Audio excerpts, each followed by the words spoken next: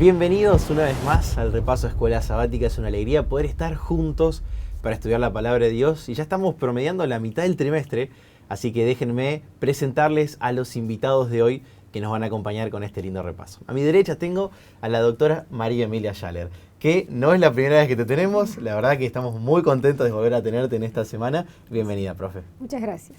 ¿Está contenta de estar con nosotros? Sí, mucho. Y nos toca un gran repaso, ¿verdad? Un hermoso tema. Que le vamos a dar un poco de continuación a la semana pasada, así que tiene mucho sentido que pueda estar con nosotros. Muchas gracias, Leo. Y a mi izquierda tengo al pastor Daniel Torres. Bienvenido, Dani, ¿cómo estás? Hola, Leo, sí, un gusto en acompañarte y en la presencia también de María Emilia. Muy bien, va a ser realmente bueno este repaso, como decía, una temática que continúa, todo el trimestre continúa, pero en particular se concatena con la semana anterior. Así que si les parece, vamos a pedirle a Dios que nos acompañe por medio de una oración. Pastor, le pido que pueda dirigirnos y ya comenzamos con la temática. ¿Cómo no? Padre nuestro que estás en el cielo, te agradecemos esta oportunidad que tenemos de compartir estos momentos de diálogo en base a las verdades de tu palabra. Te pido que nos ilumines, nos permitas interpretar correctamente tu mensaje y al mismo tiempo que este programa pueda llegar a quienes lo escuchen con tu bendición. Te lo pedimos en el nombre de Jesús. Amén. Amén, amén. Muy bien. Lección número 7, título: La victoria de Cristo sobre la muerte. La semana pasada habíamos visto que Jesús murió por nosotros, ¿no? Esa fue la temática. Y ahora tenemos que ver esa segunda parte, la victoria y el suceso que nos da la victoria a través de Jesús. Déjenme leer Apocalipsis 1, 17 y 18, que son los textos centrales para esta semana, que menciona lo siguiente. Cuando le vi, caí como muerto a sus pies, y él puso su diestra sobre mí, diciéndome: no temas, yo soy el primero y el último, y el que vivo y estuve muerto. Mas he aquí que vivo por los siglos de los siglos. Amén. Y tengo las llaves de la muerte y del Hades. Dani, quería preguntarte lo siguiente. ¿Qué importancia tiene la resurrección, ¿no es cierto? Este segundo paso en la victoria, en el proceso de salvación de la humanidad? Yo creo que es muy importante. Probablemente no alcanzaría el tiempo para mencionar o para abarcar el valor de la resurrección de Cristo. Pero me permito señalar algunos sencillamente. Primero, corrobora un relato o corrobora la palabra de Jesús previo a su muerte. Porque Jesús, si bien anunció que su destino era la cruz, también anticipó que habría de resucitar. Entonces el hecho de que lo haya hecho corrobora la fidelidad de su palabra. La palabra de Jesús era, es y será confiable, ¿no? Y este es un hecho que corrobora eso. Sí. Jesús no habló por hablar. Muchas veces escuchamos a tantas personas que dicen tantas cosas y después o no se cumple o no. Claro. Es como que las palabras se las lleva el viento, como decimos normalmente, ¿no? Pero este hecho corroboró su palabra. Además, finalmente terminó corroborando digamos, el relato de los discípulos, que posteriormente a eso comenzaron a difundir esta verdad, claro, de que Jesús había resucitado, porque el relato de los discípulos estuvo acompañado por el relato de aquellos testigos presenciales de ese hecho, que aún sin ser seguidores de Cristo, finalmente habrán tenido que reconocer en algún ámbito, en algún espacio, lo que presenciaron, claro, con sus propios ojos, ¿no? Entonces, cuando los discípulos comenzaron a difundir este relato ya era parte, digamos, era patrimonio social, por lo que otros habían comenzado a decir, aun cuando intentaron silenciarlos con dinero, ¿no? Al mismo tiempo, creo que el hecho de que Jesús haya resucitado marca un aspecto muy importante en el plan de salvación de los seres humanos. Jesús, cuando resucita con los rasgos humanos. Claro. Su cuerpo ya no estaba, digamos, atado a la posibilidad de la muerte, pero su cuerpo era humano. Y ese hecho reafirma la unión eterna, permanente del cielo con la raza humana, ¿no? Jesús habrá de conservar para siempre su condición de hijo de hombre, claro, ¿no? Fue glorificado, entronizado, pero es el Hijo del Hombre. Entonces, eso garantiza el plan de salvación de Dios para con el hombre. Eso garantiza el pacto de paz del cielo con la tierra, en tanto y en cuanto el ser humano acepte a Jesús como su sustituto. Y finalmente marcó la derrota de Lucifer. Él, al ver a Cristo resucitar, cosa que no quería, se dio cuenta que estaba derrotado y que su muerte estaba garantizada. Tal cual. Se transforma en el nexo definitivo del cielo con la tierra, ¿no es cierto? Wow, fantástico. Sí. Y cuando pensamos un poco en lo que veníamos estudiando, vimos que hubo resurrecciones. Las hubo en el Antiguo Testamento, las hubo en el ministerio de Jesús.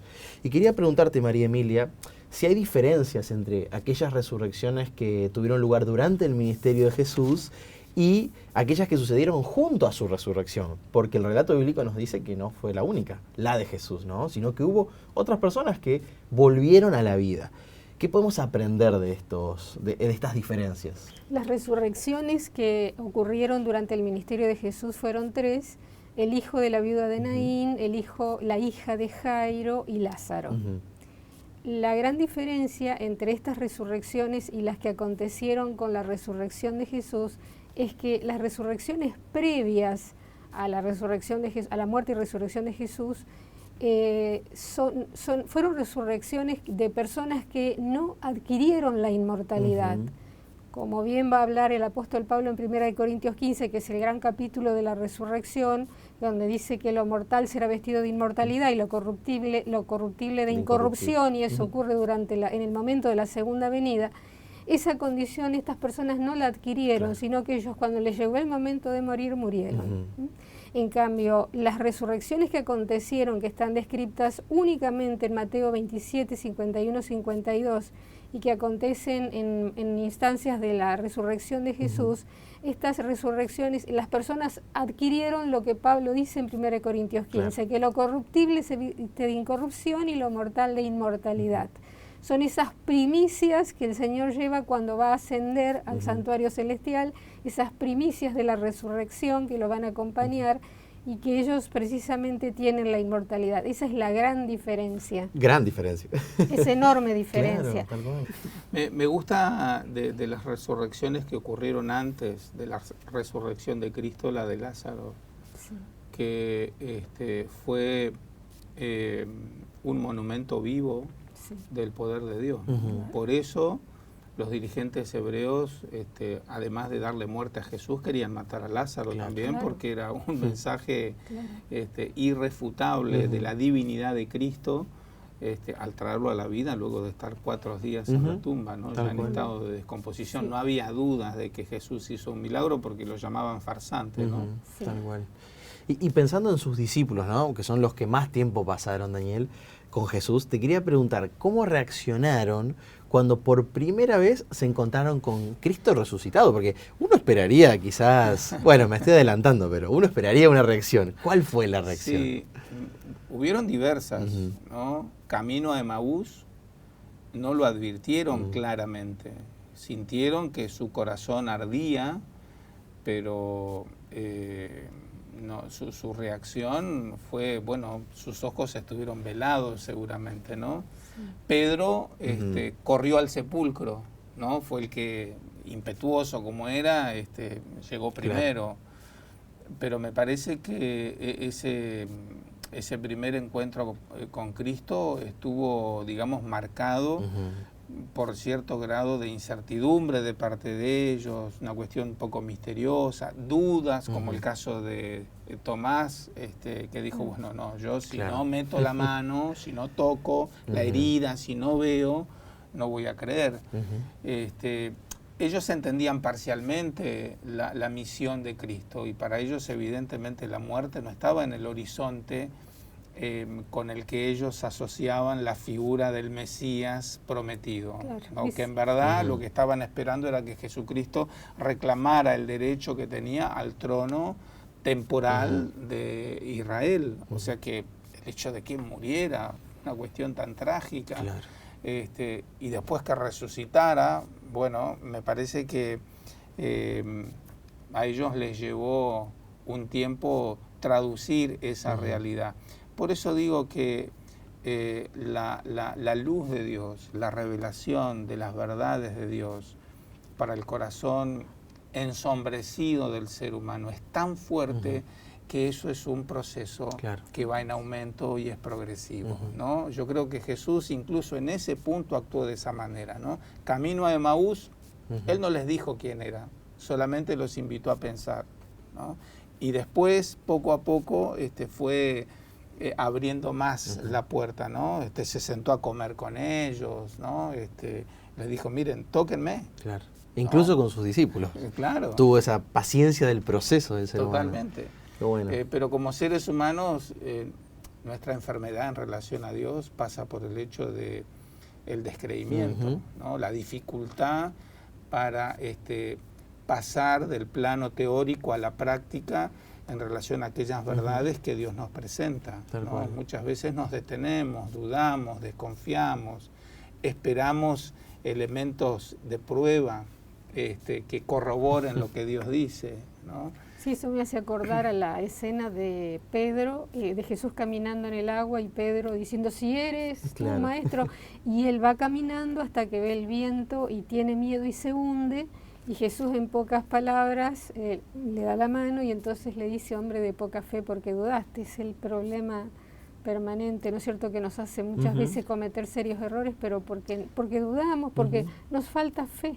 Totalmente, pero también después está la propia reacción de Pedro, que al reconocer ante quién estaba, le dijo, Señor, apártate de mí porque soy un hombre pecador. La misericordia de Jesús, de revelar, de tener paciencia, de enseñarle a sus discípulos, de revelarse para que ellos puedan ver quién es Él. Sí, maravilla. Y en esa línea, fíjense, la última frase de Juan 20:29, dice, dichosos los que no han visto y sin embargo creen.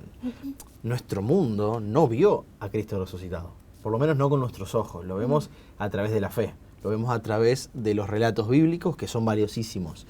María Emilia. Pero, perdón Leo y perdón María Emilia, ahora, siempre el hombre necesitó recorrer ese camino.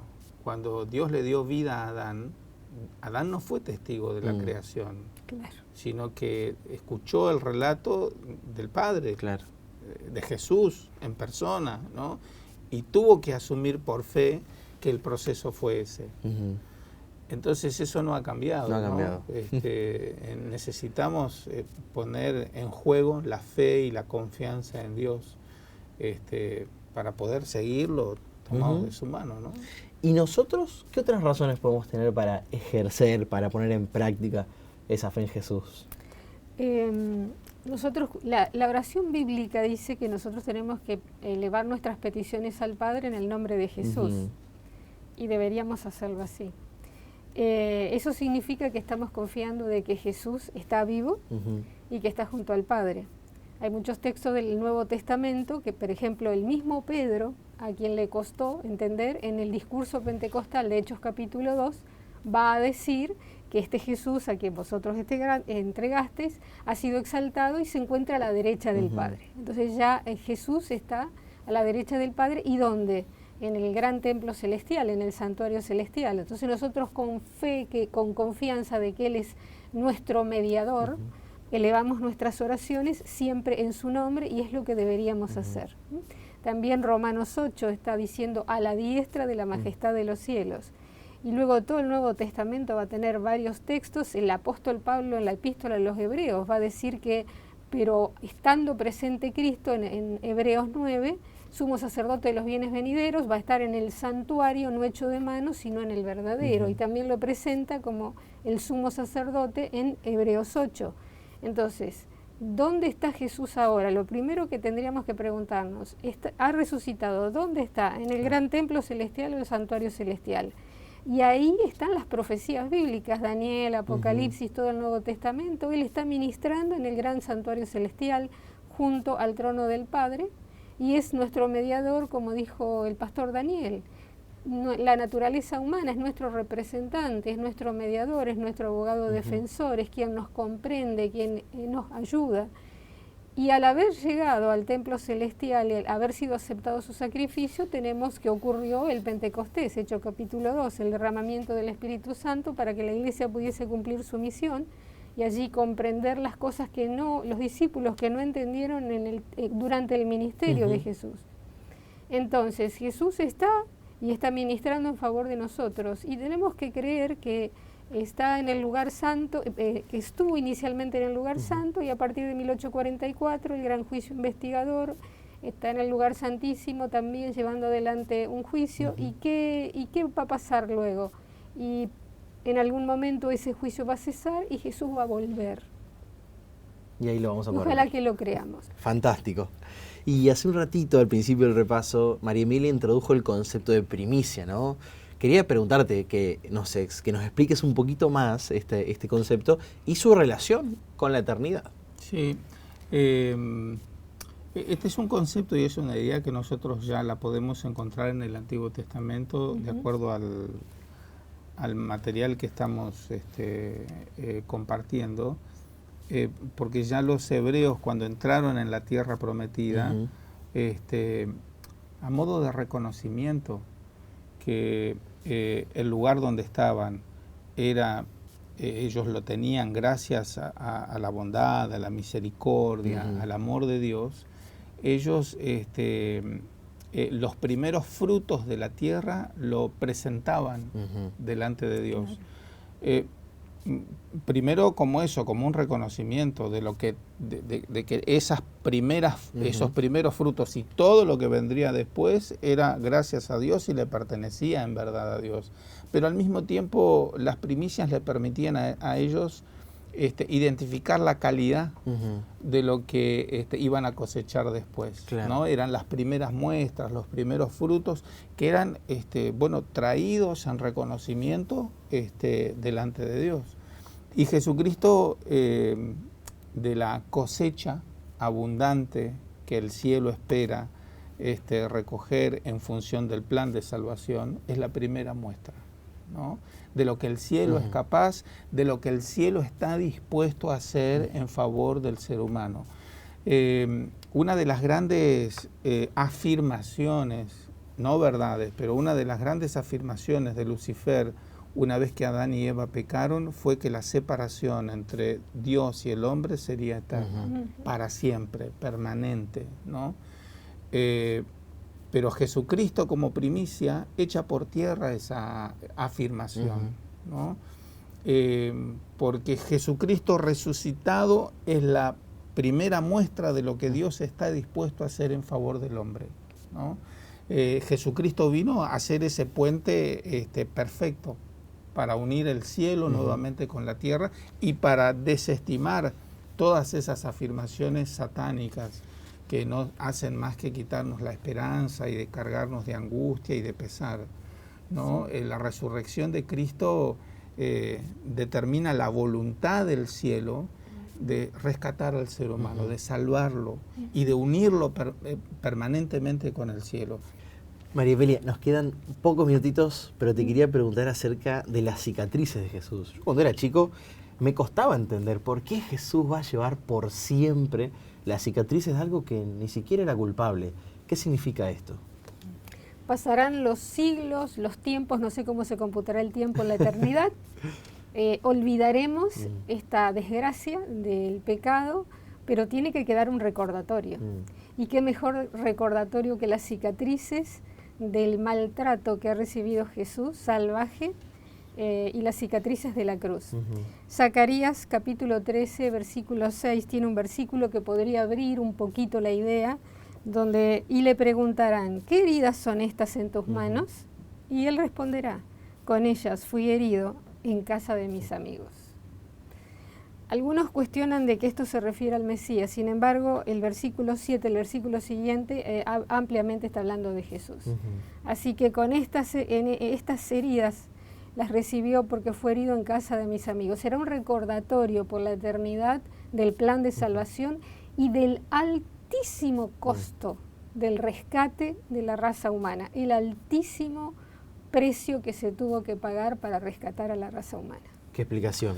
Es interesante, Jesús estuvo dispuesto a ocupar nuestro lugar. Sí. Y en ese sentido estuvo dispuesto a ser condenado. Y cuando uno dice condenado, dice, bueno, pero ¿hasta qué punto? Bueno, voy a la celda que tendría que ocupar él, pero hasta ahí llego. Pero él estuvo dispuesto a ocupar nuestro lugar, a ser condenado y a morir por nosotros, ¿no? Entonces, bueno, tema de estudio por la eternidad. Por eso es muy importante que esas cicatrices permanezcan para que los redimidos jamás olviden el altísimo precio que se tuvo que pagar. Gracias, Daniel. Ha sido realmente un repaso muy bendecido. Gracias, María Emilia. Y gracias a todos los que se conectaron. Los invitamos una vez más la semana que viene a acompañarnos. Vamos a estar estudiando la lección número 8 titulada La esperanza del Nuevo Testamento. Que Dios los bendiga y nos encontramos la próxima semana.